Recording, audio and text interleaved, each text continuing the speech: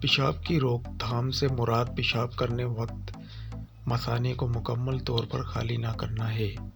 یہ ایک ہے یورولوجیکل خرابی کی شکایت جو کسی فرد کے معیار زندگی پر بھی زیادہ اثر انداز ہو سکتا ہے اگر اسے غیر منظم کیا جائے۔ پیشاب کی روک تھام طبی ایمرجنسی کے طور پر پیش ہونے والے شدید معاملات میں اچانک حملہ کر سکتی ہے یا ایک دائمی حالت کے طور پر آہستہ آہستہ ظاہر ہو سکتی ہے جس میں مسلسل دیکھ بھال کی ضرورت ہوتی ہے۔ یہ مضمون بتاتا ہے کہ پیشاب کی روک تھام میں بالکل کیا شامل ہے۔ پیشاب کی برقراری کیا ہے؟ مثانہ ایک کھوکھلا عضلاتی عضو ہے جو گردوں کے ذریعے تیار کردہ پیشاب کو جمع کرتا ہے جب تک کہ جسم اسے خالی کرنے کے لیے تیار نہ ہو۔ پیشاب بذات خود گردوں کے ذریعے خون کے بہاؤ سے فلٹر کیا جانے والا فضلہ ہے جس میں بنیادی طور پر اضافی پانی، نمکیات اور یوریا جیسی مصنوعات کے ذریعے نائٹروجن شامل ہوتے ہیں۔ پیشاب کی روک تھام سے مراد خاص طور پر پیشاب کے دوران مثانے کا نامکمل خالی ہونا ہے۔ پیشاب کی شدید روک تھام میں مکمل مثانہ ہونے کے باوجود رضاکارانہ طور پر پیشاب کرنے میں اچانک اور تیزی سے بڑھنے والی ناکامی شامل ہے۔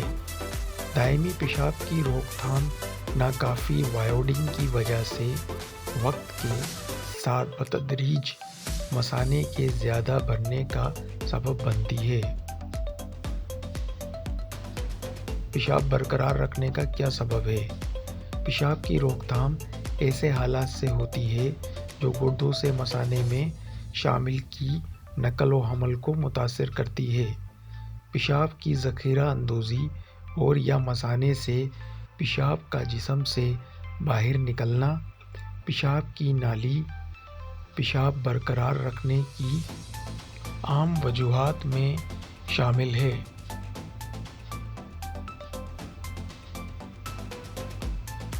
پروسٹیٹ توسیع 50 سال سے زیادہ عمر کے مردوں میں پیشاب کی دائمی برقراری کی سب سے زیادہ وجہ سومی پروسٹیٹک ہائپرپلاسیا ہے۔ جیسے جیسے پروسٹیٹ بڑا ہوتا ہے یہ پیشاب کی نالی کو دباتا ہے جو پیشاب کے بہاؤ کو روکتا ہے۔